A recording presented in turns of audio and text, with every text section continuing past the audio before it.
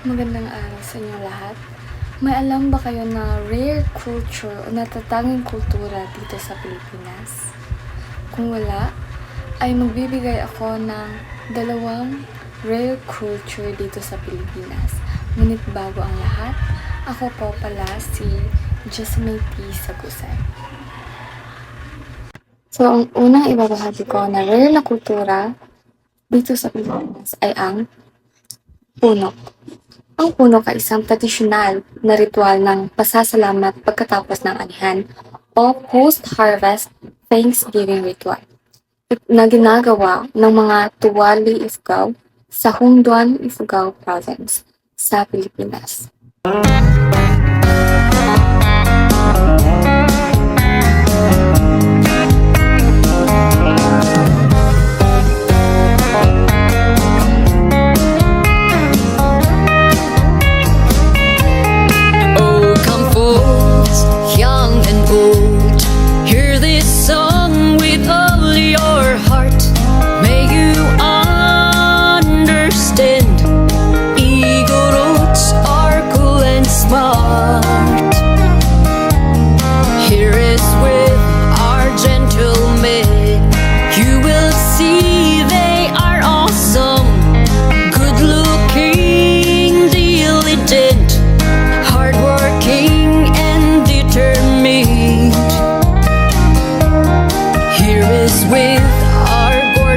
Girls, we're not posh, yes, we're natural, without airs and graces yet, superb and wonderful. Igorot, cool and smart, our Igorot.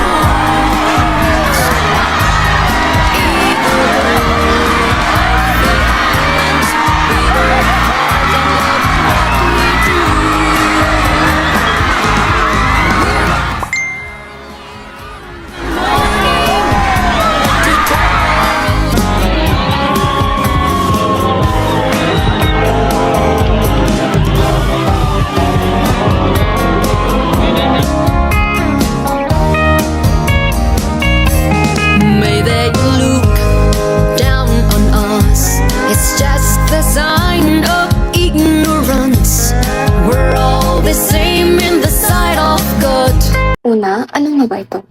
Ito ay isang masiglang laro ng tug of war o paghilahan sa ilog sa ilog ng Hapaw River na ginagawa ng mga residente ng tatlong barangay. Ito ay ang Hapaw, Baang, at Nangulunan.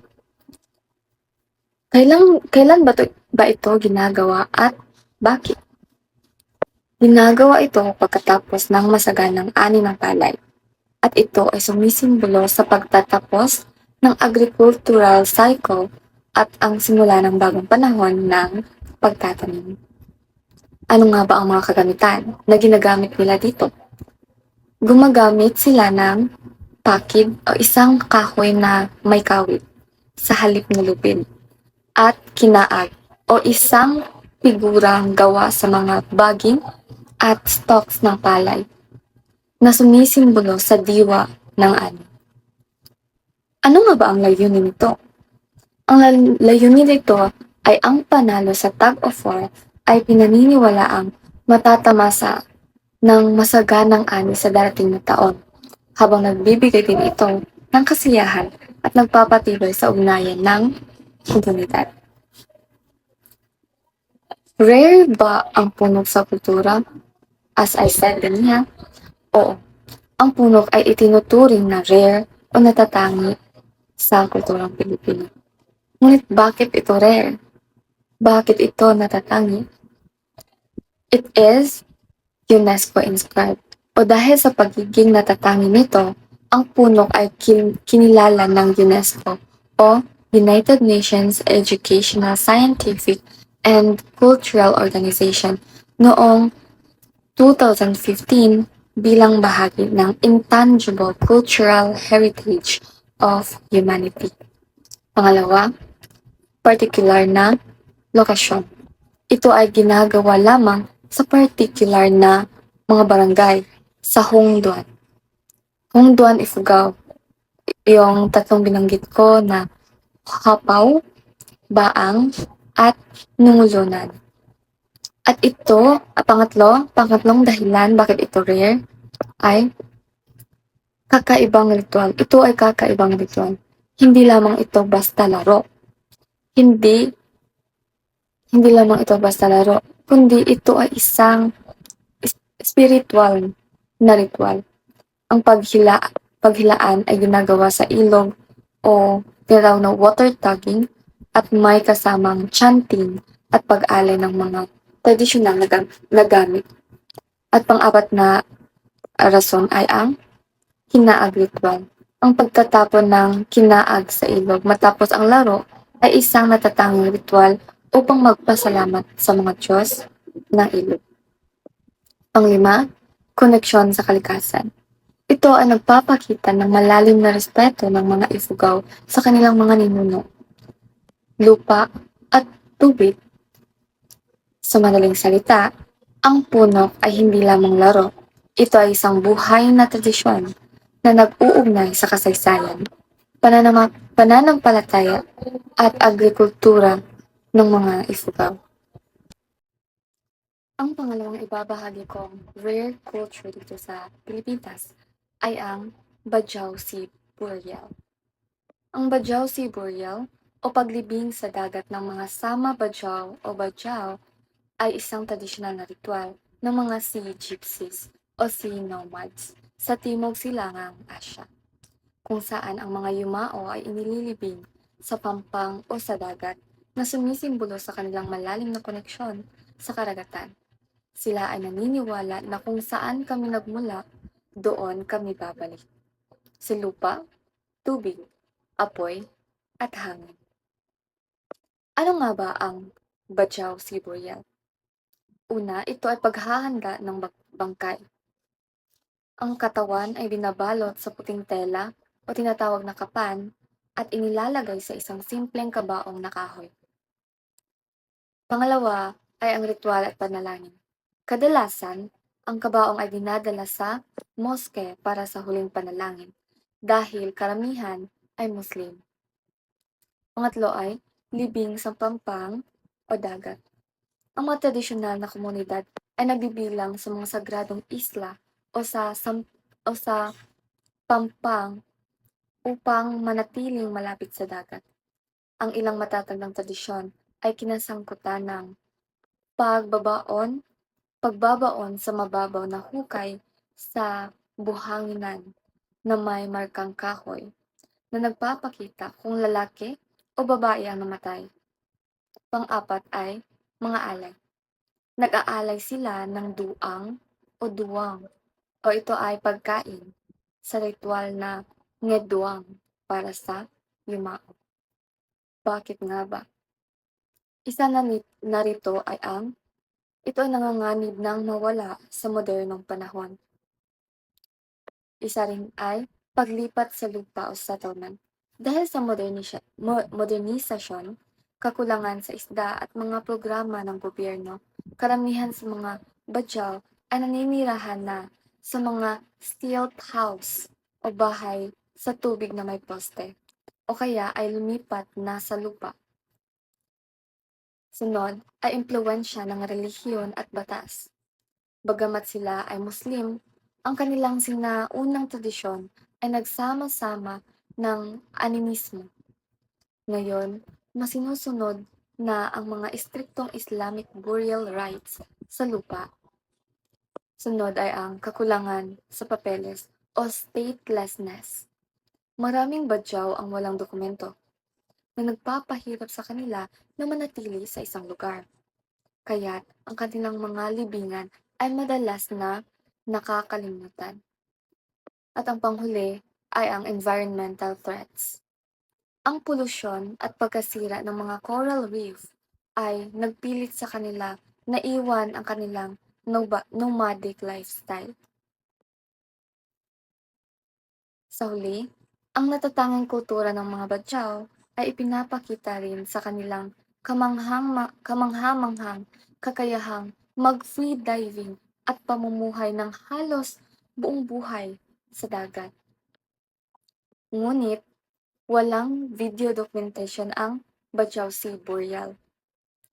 Bakit nga ba?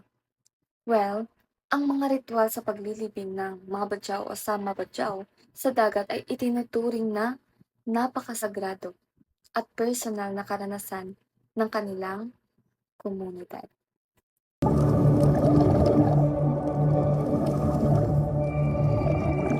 Kami sama itu tapaka karimanan kami deh ngajaga kedampaan kami kok ngajaga di laut.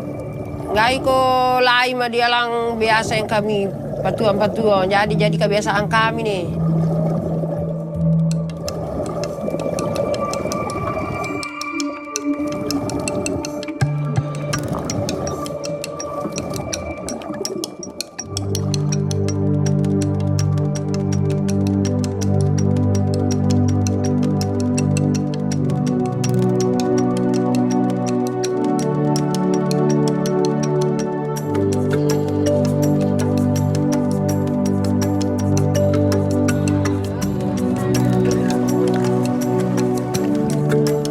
Kami dah keturunan kami ketika membombo kami. Anu gogo patuong. Memang kami dan akang mau lilo mau dindo. Gogo patuong.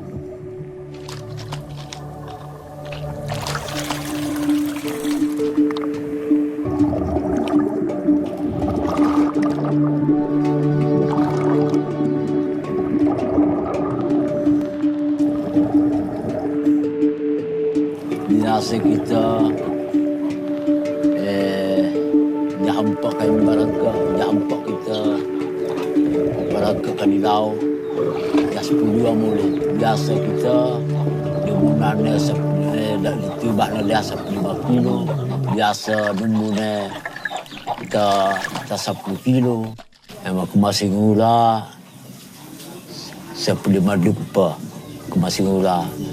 Aku bawa umur nanti, umarku 12 dupa.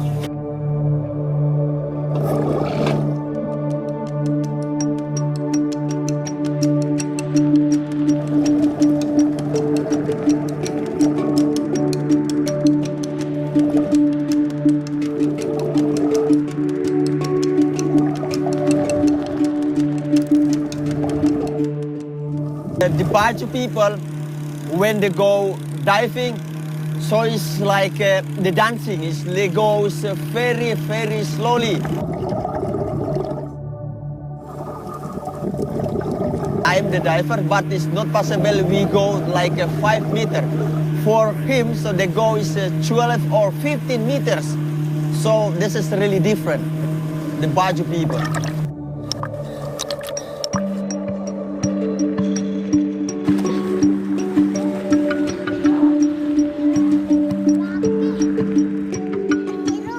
Dah masuk aku didiki, dah umur 4 tahun. Aku dah mandi nama biasa. Pati tu mau aku.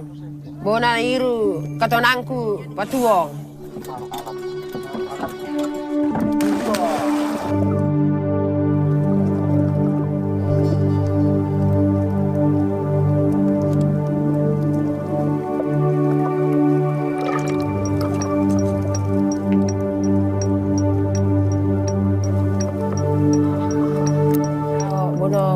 Aku ninile anu panggo ko daya mabasar lagi anu didiki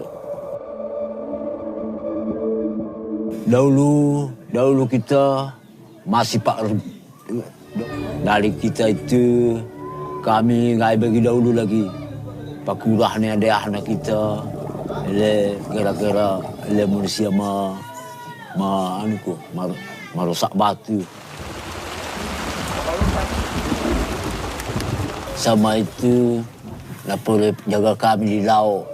Karena dah merusak batu, dah merusak bius. Karena kami sama itu masih diki membawa kami sampai kampung pulau kami menjaga di laut.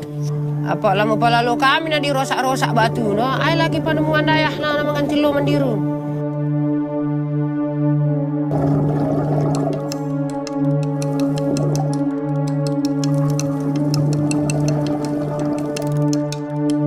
yang cukup efektif untuk membuat suku Bajo ini menjaga terumbu karang itu adalah bagaimana kearifan lokal mereka masih lestari, bagaimana adat istiadat mereka masih hidup. Ada 7 taman nasional laut di Indonesia, 5 diantaranya itu dihuni oleh orang-orang Bajo.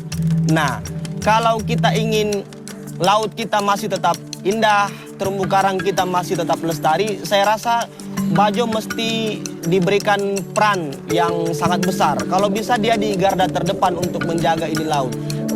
Jika orang Bajo tidak mengambil peran, saya rasa terumbu karang yang indah, laut-laut yang indah di Indonesia ini akan tinggal kenangan kalau suku Bajo tidak diberikan peran yang cukup besar.